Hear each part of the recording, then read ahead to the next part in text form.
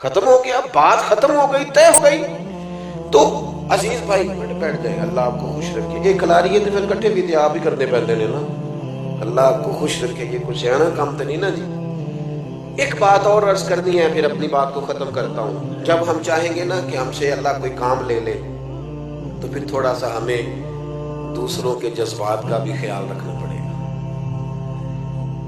یہ ٹھیک ہے کہ بڑا آدمی دیر سے آتا ہے، لیکن بڑا آدمی کبھی یہ پسند نہیں کرتا کہ کوئی اس کے لیے بیچارہ منتظر بیٹھا رہے.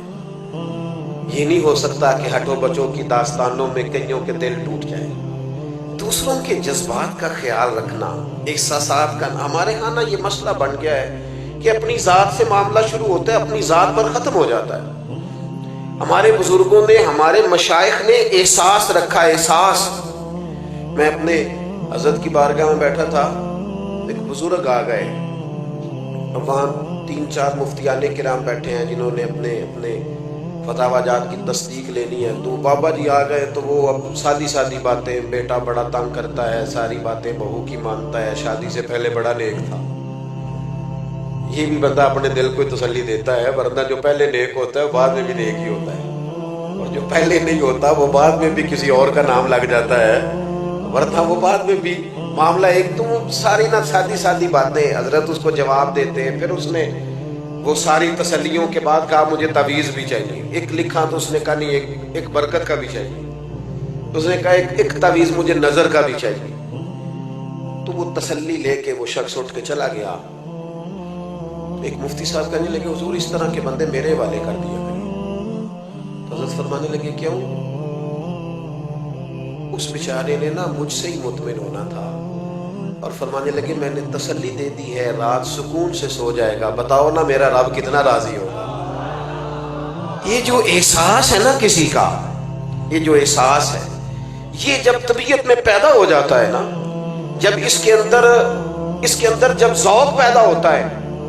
میں جمعہ لیٹ نہیں کرتا اس لیے کہ جب مجھے کوئی لیٹ کرے تو مجھے تکلیف ہوتی ہے، اس لیے میں بھی نہیں کسی کو لیٹ کرتا. میں کہتا ہوں جب میں لیٹ نہیں ہونا پسند کرتا تو کوئی بیچارہ کیوں لیٹ ہو. تھوڑا سا احساس. میں نے کہا تھا بات ختم کرنی ہے. آپ مصروف ہیں اس میں کوئی شک نہیں، لیکن گھر میں اماں ہے، اس کا دل کرتا ہے جب آپ جائیں تو وہ سارا دن کی باتیں آپ سے کریں. والد بیچارے بیمار ہیں، کئی دفعہ معذور ہیں، کسی جگہ بیٹھے ہیں، وہ منتظر ہیں، انہوں نے ساری بات آپ سے کرنی. آپ مفتی صاحب ہوں گے، علامہ صاحب ہوں گے، انجینئر ہوں گے، ڈاکٹر ہوں گے، پروفیسر ہوں گے، کچھ بھی ہوں گے، لیکن اس کے تو پتر آپ ہی ہیں نا. یہاں آپ کو تھوڑی دیر وقت گزارنا ہے.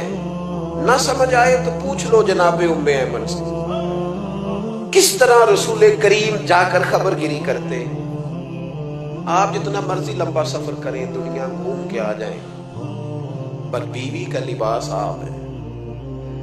اس نے سارے دن کے دکھ آپ کو سنانے. میں تو مصروف پڑا ہوں، میں باہر سے تھکا آیا ہوں، تو نے بات چھیڑ دی ہے. با فیض با برکت لوگ یوں نہیں کرتے. ہم اپنے سونے کے لیے لوگوں کا دل توڑ دیں. سنو. اور بات ختم ہوئی. سیدہ عائشہ صدیقہ رضی اللہ تعالیٰ عنہ فرماتی ہے ایک دن رسول کریم نے مجھ سے فرمایا، کہا عائشہ ایک بات کروں تم سے. حضور میرے تو نصیب جاگ گئے، کرم ہو جائے. فرمایا جب تم راضی ہوتی ہو مجھ سے تب بھی مجھے پتہ چل جاتا، اور جب تمہارے دل میں کوئی بات ہوتی ہے جب بھی پتہ چل جاتا. کہتی ہے میں فٹافٹ اور زیادہ امتن گوش ہو کے عرض کرنے لگی حضور میں اور آپ سے ناراض. تو فرمایا بتاؤں پھر؟ یا رسول اللہ فرمائیے. فرمایا عائشہ تم کبھی کبھی قسم اٹھاتی ہو؟ یا رسول اللہ اٹھاتی ہوں.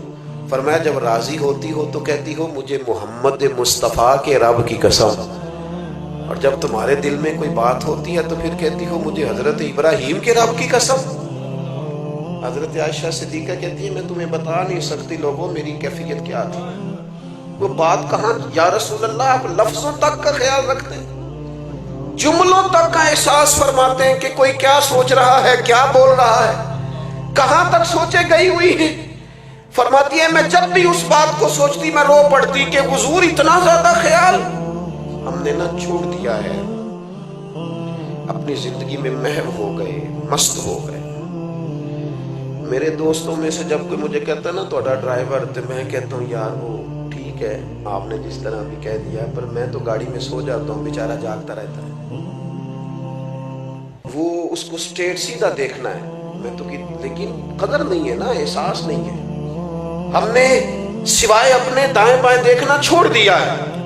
اپنے آپ کو بابرکت بنائیں، بافیض بنائیں، مومن کے لیے وہ اجر ہے جو کبھی ختم نہیں ہوگا۔ جانے کے بعد لوگوں کی تعریفیں شروع ہوئی اور پھر بڑی ہوئی۔ میں اندر بیٹھا تھا ابھی حضرت کے گھر میں، تو میں وہاں بھی کہہ رہا تھا کہ میں دل سے حضرت مفتی صاحب کی قدر کرتا ہوں، اور مجھے حاجت نہیں ہے کسی بندے کی تعریف کرنے کی، تھوڑا سا ذرا شعر سے، کتاب سے، پڑھنے لکھنے سے شغف رہتا ہے۔ حضرت علامہ شرف صاحب رحمۃ اللہ علیہ کی کتاب پڑھنا، صاحبزادہ خورشید گیلانی صاحب نے تقریض لکھی تھی، تو میں بھی تھوڑا سا طالب علمی کے زمانے میں گیلانی صاحب کے پاس آیا جایا کرتا تھا، مجھے اچھا لگتا تھا ان کا لکھنا، تو شرف صاحب نے لکھا تھا کہ سمجھ نہیں آئی، یہ ان کا جملہ ہے جناب، علماء سے معذرت کے ساتھ، انہوں نے کہا تھا سمجھ نہیں آئی کہ سغرے کبرے والا مولوی اتنا شستہ کیسے لکھ لیتا ہے، اتنا صاف کیسے لکھ لیتا ہے، یہ سمجھ نہیں آئی۔ پھر کہنے لگے ہاں سنا ہے مرغابی جب پانی سے نکلتی ہے تو پر خشکی ہوتے ہیں اس کے، سنا ہے کہ جو کچھ لوگ ایسے ہوتے ہیں کہ جو جس جگہ بیٹھتے ہیں پھر وہ محفل اور انجمن کا حضرت بڑا صاف ستھرا لکھتے ہیں، عمدہ لکھتے ہیں، اور بعض منظر نامے تو ایسے ہیں کہ جو لوگ نہیں گئے وہ بھی اگر صحیح طرح پڑھ لیں تو محسوس ہوتا ہے کہ ہو گئے آ گئے۔ تو کچھ لوگوں کی قدر کریں اپنی زندگی میں۔ میں ایک جگہ پہ موجود تھا تو مجھے وہاں کے لوگ کہنے لگے کہ ہمارے یہاں کے بعض علماء سے ہمیں شکوہ ہے، آپ بڑے اچھے ہیں۔ میں کہ میں اتنے رہندہ نہیں نا تاں کر کے، اگر آ گیا پکا تو پھر معاملہ شاید کچھ اور ہوگا۔ یہ ہوتا ہے ایسا، جو چیزیں زیادہ قریب ہوتی ہیں وہ بعض اوقات جو زیادہ دور ہو وہ محسوس ہوتا ہے کہ شاید زیادہ بڑی ہے۔ تو اپنے آپ کو بابرکت بنائیں، بافیض بنائیں، زندگی وہی اچھی ہوتی ہے جس سے کوئی نفع لے لے۔ اللہ تعالیٰ اس آستانے کو قیامت کی صبح تک آباد فرمائے۔ آخر دعوانا الحمدللہ۔